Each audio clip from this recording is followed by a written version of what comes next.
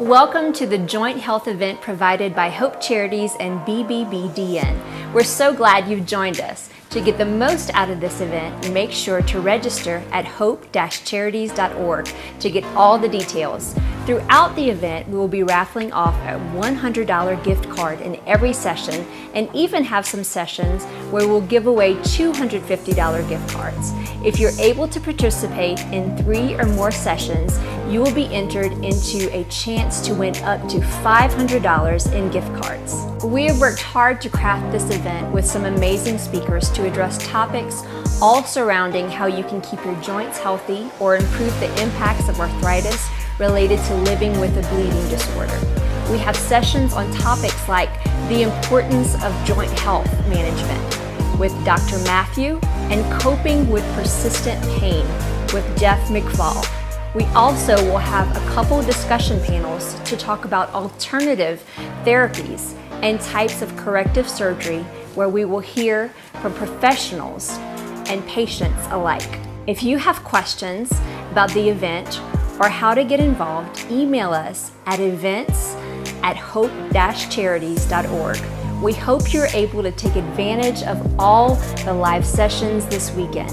Learn some great information, have fun, and get to know some amazing people living with a bleeding disorder. Go register now to get all the details, and we'll see you in the sessions.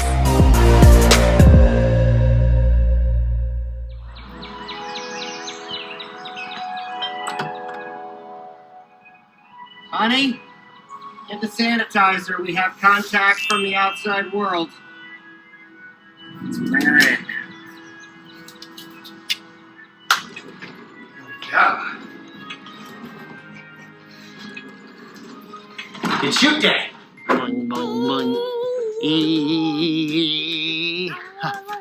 Don't need this anymore. You know, since we shot season 1 of Challenge Accepted, life has changed a little bit for all of us. And while the fans have been clamoring for us to do a reunion show, we can't exactly reunite. However, as we've learned, right, the hemophilia A community is never one to back down from a challenge. And I am not either. Here, buddy, quick trick, check this out. Sweet relief. Don't worry, this only lasts for a few minutes. Usually. Why don't we take a look back at season 1 of Challenge Accepted? Ah, what a magical time. This is one of those filtration straws. We cried a little, laughed a lot, put some miles on the old minivan, started some fashion trends, and of course, made some new friends. I wonder if they miss me. I said, I wonder if they miss me. Oh, my bad. I had you guys on mute.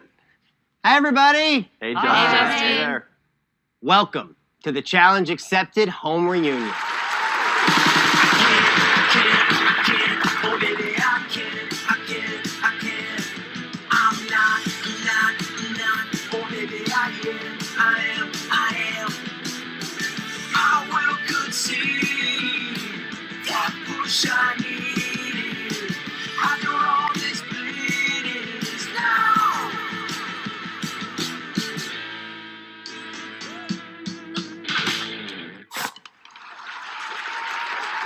In season 1 of Challenge Accepted, we met real, everyday people putting the real, everyday challenges of living with hemophilia to the test.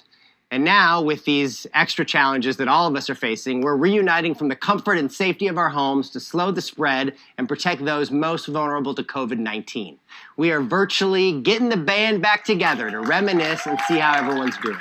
Let's begin with our season 1, episode 1 guinea pigs, Jessica and Mark. Hi, guys. Hey. Hi. Oh, hello. I can imagine that you often put their needs ahead of your own, and you tell me, has it been a while since you've had a date night, just the two of you? We get to go out sometimes. It sounds like you guys are overdue for a romantic evening. So we've arrived at the atrium. What was it like having a night all to yourselves when we shot your episode? It was amazing. It was so cool. The restaurant was beautiful. We had such a great time cooking with you and with Graham. It was just really a neat experience. Which makes me wonder, how good was that dish you guys made with Graham? It was unbelievable. You know, what we were treated to that night was the steak and the sizzle. Graham brought the steak, and you were the sizzle. That's right. So we got a 2-for-1. It was fun. I'm really good at pretending to cook and making ketchup disappear. Yeah, I still can't believe that trick. It was amazing. You also produced a random waiter, I think. I did. Tricky. Most people can't do that. I wish he was here now just to help with the chores. Oh, amen. You work so hard, I'm sure, just to give the kids normalness, you know? And I think it's really nice for people to understand that a lot goes into normal, you know, when you're dealing with hemophilia. Absolutely. That's a great point. And I think when you have a newborn diagnosed with hemophilia, you look at that journey and it looks like you have to climb Mount Everest. It looks like this huge insurmountable journey, but what you don't realize is that there are people that will guide you and that you'll meet people that will help you. And they've been there. And then when you get to the top or when you're close and you turn back and you look at how far you've come, it's really powerful. It's very powerful. And I think new parents who are faced with this insurmountable Mount Everest will look to you and Mark and the other people as a part of Challenge Accepted, I think, to kind of give that roadmap. I think it provides hope and confidence and a little peace of mind that you're not alone. I was told at a young age that if you treat everybody you meet as if they're in trouble or struggling, you'll be right most of the time. And it's so easy to forget that and to take that for granted, you know, because we're so caught up in our own life. But yeah, everyone's fighting a battle that we don't know anything about. Jessica, Mark, thank you for not only kicking off season 1, but kicking off the reunion special. Thank you so Great much. to see you again. So good to see you. Yeah, our pleasure. You helped break the ice here. We're getting nice and warmed up. Let's maybe go talk to Taylor next. Hi, Taylor. Hi, Justin. How's it going? It's good to see you. Listen, I have an idea here. All good reunion shows have an element of drama, okay? People love drama. So if you want your stage time, you're going to have to earn it by arm wrestling Mark. Mark, you down for that? Oh, yeah. Challenge accepted. You've been training your whole life for this. Okay, get limbered up, face one another. Okay, get ready. What's wrong, Mark? Your hands seem kind of sweaty. Yeah, it's because I licked him. Here we go. My back? On the count of 3, wrestle. 1, 2, 3, wrestle. He started before Justin said go.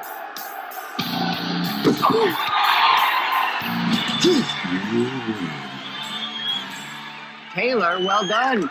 Victorious. It's so good to see you, dude. How you been? I've been good, but that's the most exercise I've gotten in a while. You really got out of your comfort zone in your episode, and I think a lot of people were able to relate to that. Are you ready to try a new experience? Yes, sir. Okay, it's that bug on the end of your stick. Bottoms up. What have you done since we filmed that day that kind of continued that streak, that, things that you don't think you would have tried before? I went out of the country for the first time in my life, and I lived there for a semester. Where'd you go? I went to Spain, That's amazing. the motherland, La Madre Patria. Was that like kind of a big leap that you don't think you necessarily would have, I don't know, had the confidence or the comfort level to do before? To be perfectly honest, yes. The idea of leaving the country at all kind of scared me, especially with logistics and supplies and whatnot. Taylor, you got to spend so much time with Cody that day, and not everything that happened, of course, made it on screen. Like, what's a moment or some advice that you shared with him that you can kind of share with us, a little peek behind the curtain? So Cody also gave me a really good pep talk behind the scenes about even not just not being afraid to go out of your comfort zone, but to not be afraid to live your life with complete integrity in everything you do, from your career to your hobbies to your home life. Wow. So that's probably my favorite memory. Once all this self-isolation that we're all going through is over, what's the next big leap? Hopefully I could be something akin to a camp counselor, but for first-year students. And maybe I can use the tips Cody gave me in assisting with those duties. And you're kind of in quarantine with your mom there as well? Yes, my mom's still here. I'm sure she loves having all this Taylor time, yeah? Or blink twice if you need to be rescued. I love it. I enjoy every moment of it. Were you nervous about Taylor going abroad for a semester to Spain? I was, but we did a lot of research and everything turned out okay. I mean, you must have been so proud of him kind of just getting out of his comfort zone. Absolutely. Yes, because he had never gone away from me. He was always with me pretty much. He was my sidekick for the longest time, or I was his sidekick. But things turned out for the best, and I'm glad he went. Taylor, really, really good to catch up with you, man. I'm really proud of you. Well, let's move right along and say hello to Devin. You're Devin. Yes. I'm Justin. Nice to meet you. I think hemophilia does give you great coping skills. It's important to have somebody to share that you can confide in. I think it's really, really important to prepare for the future so that I'm not afraid of it. What's up, Devin? Hey, I'm good. How are you? I'm pretty good, considering all the weird things happening in the world. True. I see a dog bed behind you. Where's your dog? She's right here. I'm petting her. Yeah, how's she handling all this self-isolation? She's loving it. It's not really a big deal for her. You can see her little nose down here. I do see her nose there. What a cutie. So, Devin, with all this free time, cooped up at home, I predict, I don't know, you've been playing a lot of video games? Yeah, lots of time to perfect my styles. It's been great. Oh, yes. How would you describe your gaming style if you had to give it an adjective? Ooh. Intense. Yeah? Yeah. I could see that. So, Devin, what did you learn from Mark about your own bleeding disorder? What were your takeaways? He reaffirmed how joint health and hemophilia health persist, and it might get more complicated.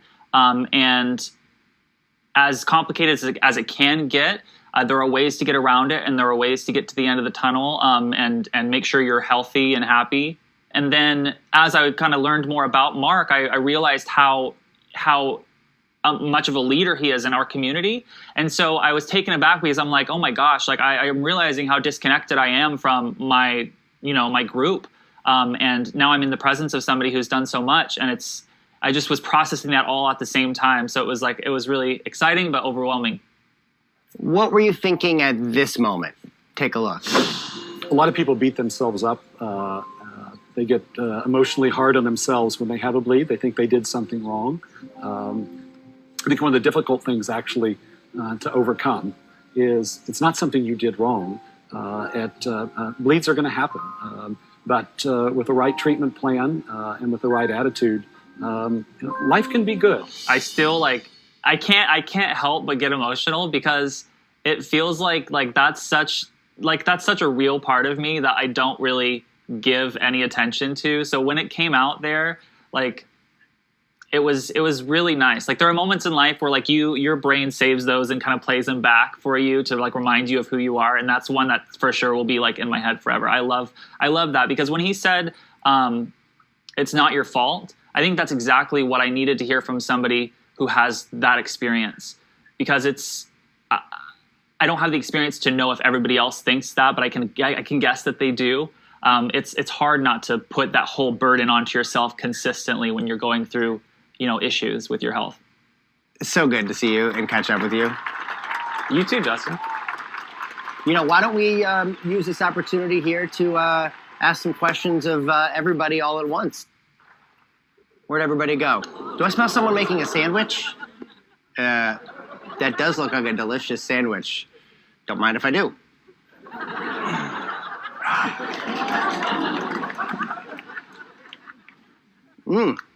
Thank you. Now that we're all rested and fed, what I was saying was, why don't we have some questions for everybody? I think it'd be really fun to hear everyone chime in and really get to know each other finally. I'm curious, when you guys finally got to watch each of your own episodes, was there anything that kind of made you cringe that you did or just felt a little embarrassing? You're like, wow, gosh, I can't believe I said that or did that. Devin, you're nodding. Yeah, affirmatively. and I showed a clip of a video that I posted to YouTube where I was like ranting about like I was trying to break the wall of like, you guys, I have a disease. And so like seeing that back in this context, I was like, oh my God, I didn't think it would be seen like this. So it was a little cringy, but like it was what it was, and I love it for what it is. A scene where we're in the minivan and we're talking about how Jessica and I met, and the camera is sort of positioned low in the middle of the car, and it's projecting up towards my body, but my seatbelt is totally like hugging in my gut. So my gut is shaking in the minivan like a bowl of Jell-O, and I just couldn't take my eyes away. And it was like the longest scene too. It was like the most talking I did in the whole episode, and I'm like, man, look at that thing just,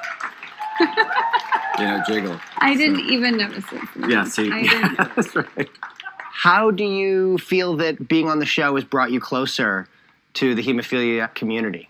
Just feeling seen and like getting, maybe this will open a lot of more doors for me to connect with way more people than I would have otherwise. And so it's happened a little with this project. I'm just really excited to see what other doors open and how many other people I'm able to meet.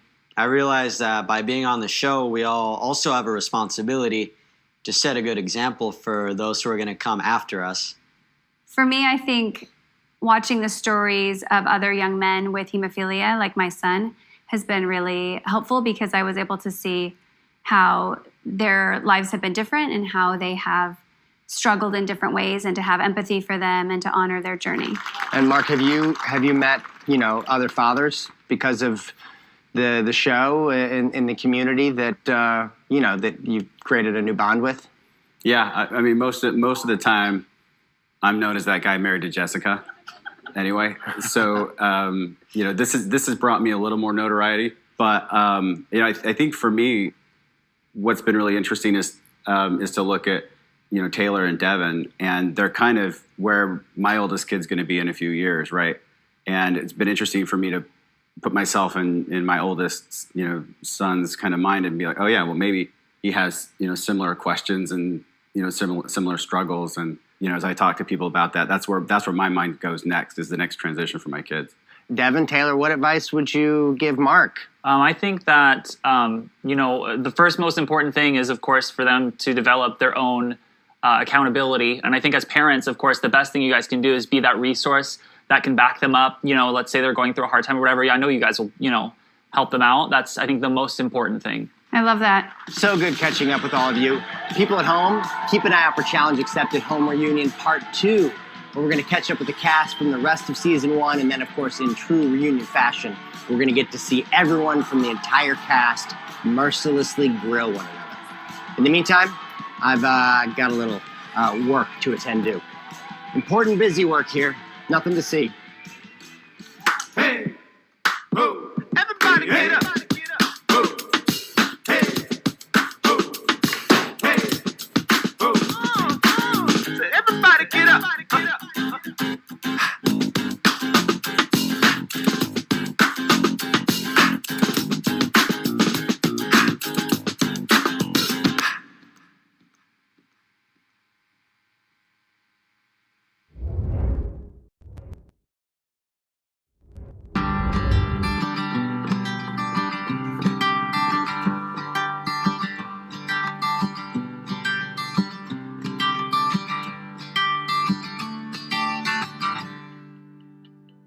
Kedrian Biopharma produces and distributes plasma-derived products to treat rare diseases such as hemophilia and primary immunodeficiencies. Plasma comes from people, donors, who contribute their precious gift so others, people they most often never know, can live better lives. We act as a bridge between donors and patients by turning plasma into life-saving therapies to serve patients all over the world.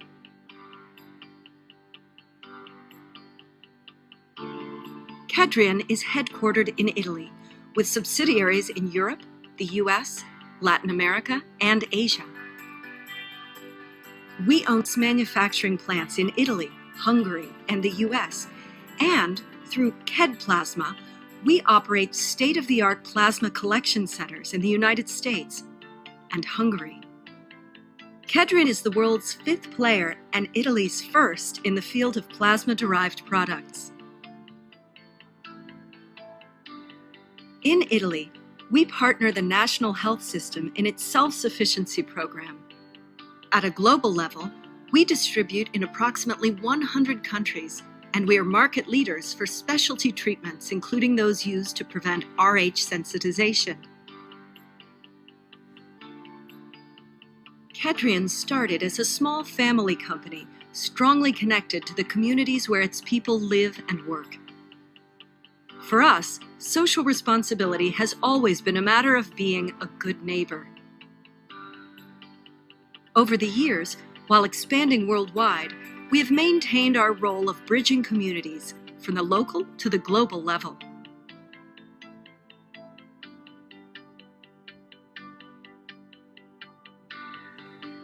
Innovation means contributing to improve the quality of life of people affected by rare diseases.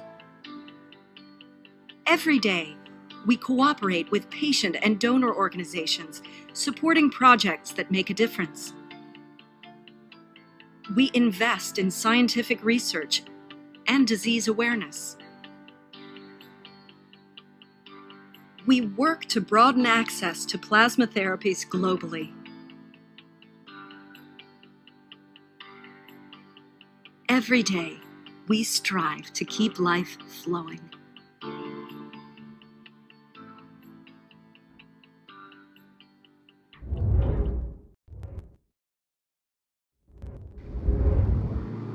You've got to be able to live your life to their fullest. You can't just let hemophilia hold you behind. I can't say I've ever been a traditional hemophiliac. I rock climb, whitewater kayak, I go out in the wilderness and hike around. My name is Nicholas, and I am a severe hemophiliac A.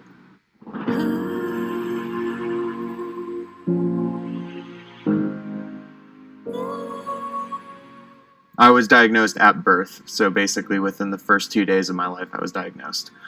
I think I came fully to terms with it around age 7 when I had non-Hodgkin's Burkitt's lymphoma. My HTC doctor at the time, she also had cancer, and so I got to spend a lot of time with her, both talking about my cancer and my hemophilia, so I was able to kind of come to terms with that. What I would say to someone who has hemophilia is don't let hemophilia hold you back. You can manage the disease with your medication. You don't need to worry so much about it. I mean, I've broken my forearm, I've broken my nose, twisted ankles doing the activities I do, but I haven't had any spontaneous bleeds, which is great. So I've gone from 72 spontaneous bleeds in a year to 0 spontaneous bleeds in a year.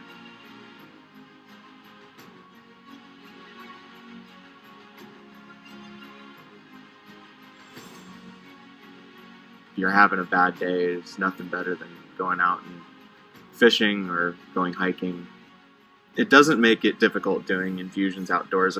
I've infused on a kayak in the middle of an ocean to infusing on the side of a rock climbing face on El Capitan, hanging from ropes. So it doesn't make it difficult any more than sitting at the kitchen table for myself. You got to try new things. If you don't try new things, you're not able to, move on and move past what you think you can't do, but you really can.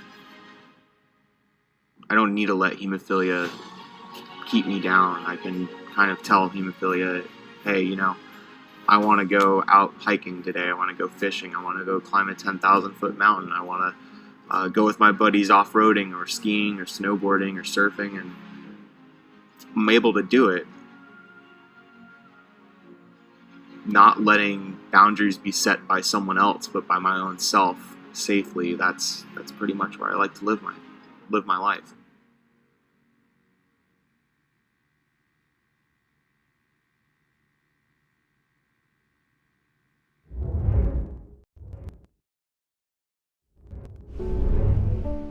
For 70 years, we've been on quite a journey together, with exciting twists and turns.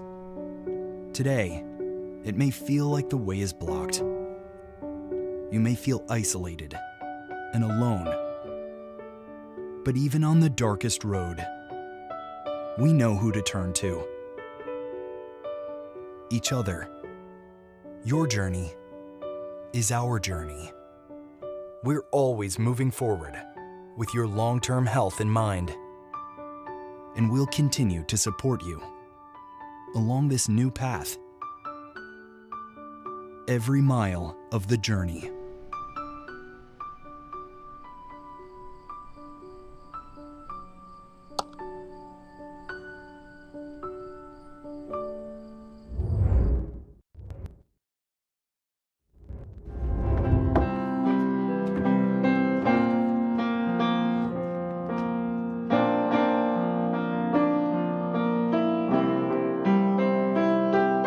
I got interested in music because when I grew up, I had a piano. It was my mother's piano that came from her mother, and it was my favorite entertainment. I just loved it. I've played music all my life. We can trace von Willebrands back to my great-grandfather on my dad's side. My father had 4 daughters and a son. All 5 of us had a bleeding disorder. My little brother only lived 2 days. Our family was kind of lost. We didn't know anyone else with a bleeding disorder, just ourselves. My sisters and I were considered free bleeders. Von Willebrand's disease can manifest itself in bruises, nosebleeds, heavy periods, cuts that don't heal, in surgeries if you bleed longer. As I became an adult, I wanted to have children, and so I was told it would be not a good idea, but I decided to go ahead and have children. And so with the birth of each child, I almost bled to death. My doctor talked to a hematologist who talked him into not treating me before the delivery of my 3rd child. So with her, without any product in me, I had a stroke and ended up with some residual brain damage, visual damage, and that changed my life. It's a challenge, but I have ways to work around it and try not to let people notice. It helps to have a sense of humor.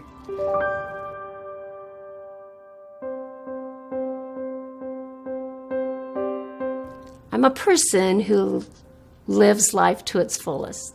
I get energized on people, so I like to be around people, help people. I love fishing and music, fills my soul.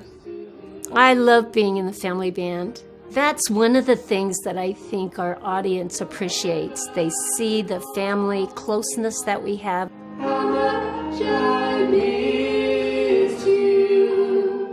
It's just a real sweet feeling to sing with your husband, but also your daughter. Thank you.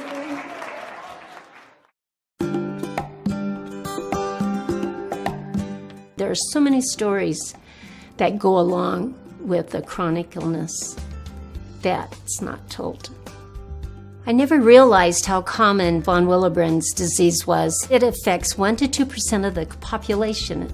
I thought hemophilia was more common than von Willebrand's disease, but it's not. There's a lot of people that have it, they don't realize they have it. For a person waiting to be diagnosed, my heart goes out to them. I would do whatever it takes to get a diagnosis. The diagnosis is so important for children that you might be bearing or children you have, to understand how it might show up in your family again. I have a bleeding disorder, but I'm not going to let it ruin my day. I have a treatment plan. I follow that plan. I know there are things that I need to do as an individual to keep myself in the best health possible. Things like annual physicals, going to the hemophilia treatment center annually or as often as needed. Do not take health casually.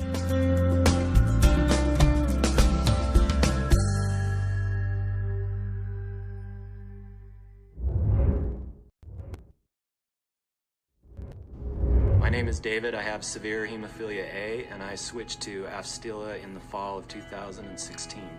If I was to think about what does it feel like to not have breakthrough bleeds, I just immediately think, man, I wish I would have had this product as a kid. So my family was a golf family. My dad was an avid golfer. My oldest brother, had a scholarship to the University of Utah in golf. So, golf was always there. The question was I physically able to do it? And when I was younger, I wasn't, because I had a lot of, really bad ankle and knee problems. But once we got those corrected to the point where, I could walk normally and get out on a golf course, I started, to play myself. And I love it. With golf, I felt like I was being an athlete in a way, being challenged by something. And I like challenges because my life has been full of them. The hemophilia took a strong toll on my ankles and my left knee. Those were the target joints that I had to deal with, in particular the left knee. As I got into my late teens and early 20s, I was dealing with a lot of pain in the joint. The biggest challenge was if I was going to go play golf, I knew that either in the middle of the round or for a day or two after, I was going to be in a lot of pain. And you're eventually in constant pain. There's really nothing you can do to alleviate it. About 3 years ago, I just was having physical problems and bleeding problems, and so I kind of gave up on golf. When I first started on Afstilla, I was taking 3 doses per week, and the goal was to get me to 2 doses a week. So I worked with my doctor. We checked my clotting levels, and we zeroed in on the correct dosage, and I've been on two doses a week ever since. I'm really looking forward to getting active, on a number of different fronts. Lots of long walks with my wife and my kids, and working out in the gym, and just hitting the golf course as much as possible with friends and family. Important safety information. Afstilla, antihemophilic factor recombinant single chain, is used to treat and control bleeding episodes in people with hemophilia A. Used regularly, prophylaxis, Afstilla can reduce the number of bleeding episodes and the risk of joint damage due to bleeding. Your doctor might also give you Afstilla before surgical procedures. Afstilla is administered by intravenous injection into the bloodstream and can be self-administered or administered by a caregiver. Your healthcare provider or hemophilia treatment center will instruct you on how to do an infusion. Carefully follow prescriber instructions regarding dose and infusion schedule, which are based on your weight and the severity of your condition. Do not use Afstilla if you know you are allergic to any of its ingredients or to hamster proteins. Tell your healthcare provider if you previously had an allergic reaction to any product containing factor VIII or have been told you have inhibitors to factor VIII, as Afstilla might not work for you. Inform your healthcare provider of all medical conditions and problems you have, as well as all medications you are taking.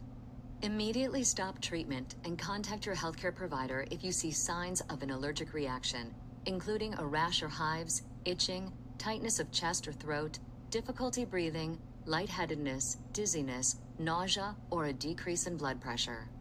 Your body can make antibodies called inhibitors against factor VIII, which could stop Afstilla from working properly. You might need to be tested for inhibitors from time to time. Contact your healthcare provider if bleeding does not stop after taking Afstilla. In clinical trials, dizziness and allergic reactions were the most common side effects. However, these are not the only side effects possible. Tell your healthcare provider about any side effect that bothers you or does not go away. Please see full prescribing information for Afstilla, including patient product information. You are encouraged to report negative side effects of prescription drugs to the FDA. Visit www.fda.gov/medwatch or call 1-800-FDA-1088.